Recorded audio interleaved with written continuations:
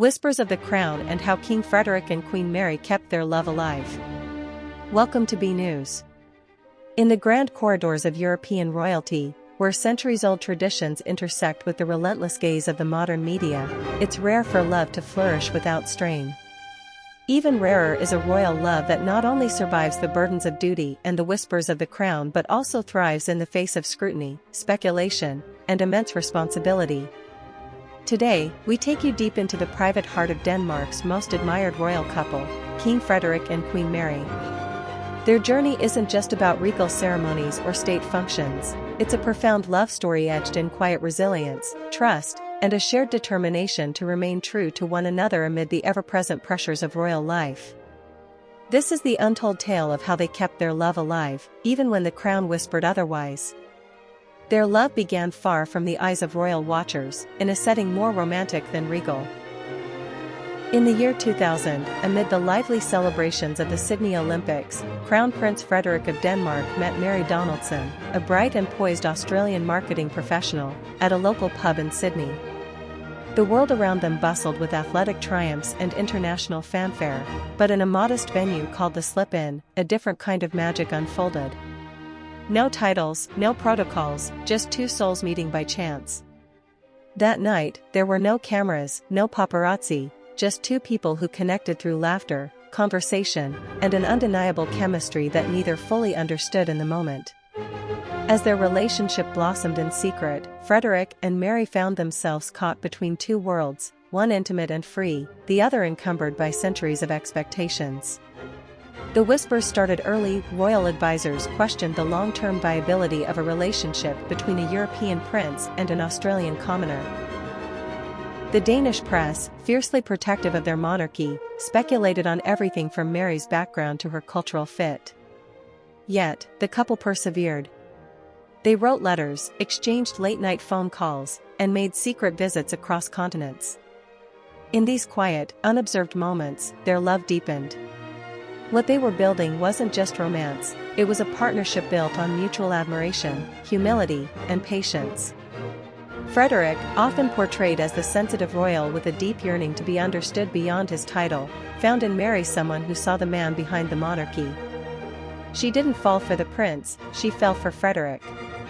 And that distinction made all the difference. In Mary, Frederik found a confidant who listened without judgment and loved him without condition. In return, Mary saw a partner who, despite being born into royal expectations, desired a life of authenticity and emotional connection. Theirs was a love quietly defined not by fairy tale illusions but by a shared commitment to making their relationship work, even as palace walls seemed to close in. When their relationship was made public, the scrutiny intensified. The media dug deep into Mary's past, her wardrobe, her accent, even her friendships. Royal insiders debated whether the future Queen of Denmark could truly be a woman with no royal lineage. The whispers were loud, persistent, and occasionally cruel. But through it all, Mary and Frederik stood united. They shielded their love not with defiance, but with dignity. Mary began studying Danish, not for the cameras, but to better understand and respect the culture she would soon serve. She prepared not just to join Frederik in marriage, but to support him in the immense responsibility of royalty. Their engagement in 2003 was a turning point. While it was a moment of public celebration, behind the scenes it marked the beginning of a new chapter of challenges. Mary relocated to Denmark, giving up her career, her citizenship, and her homeland. It was a profound sacrifice, one not made lightly. Every whisper about her being an outsider was now magnified. But with Frederik by her side, Mary tackled each challenge with grace and resolve. The couple leaned into each other, creating a cocoon of emotional safety amid the intense public pressure. They found joy in simple moments, quiet walks, shared meals, and the rituals of building a home together. The royal wedding in 2004 was not just a spectacle, it was a milestone of perseverance. Before millions of viewers, Mary Donaldson became Crown Princess of Denmark. But in the glances exchanged between her and Frederik, it was clear that this wasn't a performance, it was the continuation of a promise they had made long ago in private, to choose each other, always. As they said their vows, the world witnessed not just a union of a prince and a commoner, but the triumph of love over protocol. Yet even then, the whispers continued, doubts about Mary's future role, fears about how she would withstand the rigid life of royalty. Their early years of marriage were filled with adjustment. Balancing royal duties with their desire for normalcy wasn't easy. Mary had to master royal protocols, participate in state affairs, and navigate a media landscape that scrutinized her every move.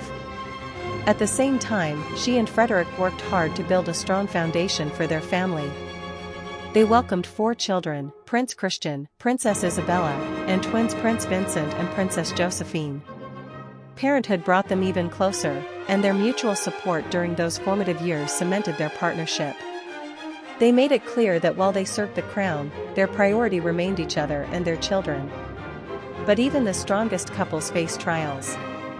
Rumors occasionally surfaced, whispers of marital tensions, media reports of strain, and speculation about Frederik's role as a modern monarch. Royal life, after all, is not just about ceremonial grandeur. It's a relentless cycle of public expectations, scrutiny, and tradition. Yet each time rumors gained traction, the couple responded not with statements, but with strength.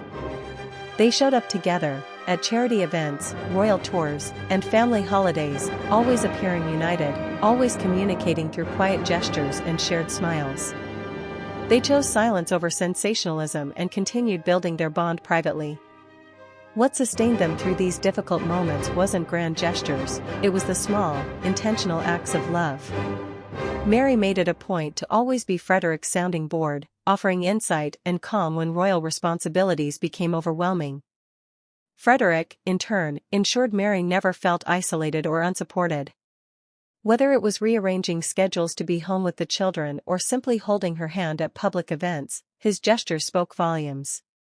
In the presence of whispers, they found power in each other's company. And that emotional intimacy became their greatest shield. Their advocacy work also became a source of mutual inspiration. Mary's focus on mental health, social inclusion, and women's rights reflected a deep empathy that Frederik admired. Frederik's commitment to environmental issues and national unity aligned with Mary's values. Together, they not only represented Denmark, they redefined what it meant to be royal. They were no longer just figureheads, they were forces of social good. And in that shared mission, their love found new purpose. Perhaps the most profound testament to their enduring love came in 2024, when Queen Margrethe II abdicated the throne and Frederik ascended as king. Mary, now queen consort, stepped into an even more demanding role. But by then, her transformation was complete, not because she had become someone new, but because she had fully grown into the role she was destined for. Their coronation was not just a moment of history, it was a moment of quiet victory for a couple who had overcome doubt, distance, and distraction to stand together at the pinnacle of public life. Today, King Frederik and Queen Mary are more than monarchs, they are symbols of resilience, partnership, and modern love. They have shown that love, when nurtured with care, honesty, and mutual respect, can endure even under the weight of a crown. Their love story isn't a fairy tale, it's something far more powerful. It's real, it's hard-earned, and it's still unfolding. So as we reflect on this extraordinary journey, on the whispers they silenced, the challenges they overcame, and the unwavering bond they share, we must ask, in a world that often mistakes power for passion, could the quiet strength of King Frederik and Queen Mary be the blueprint for a love that truly lasts?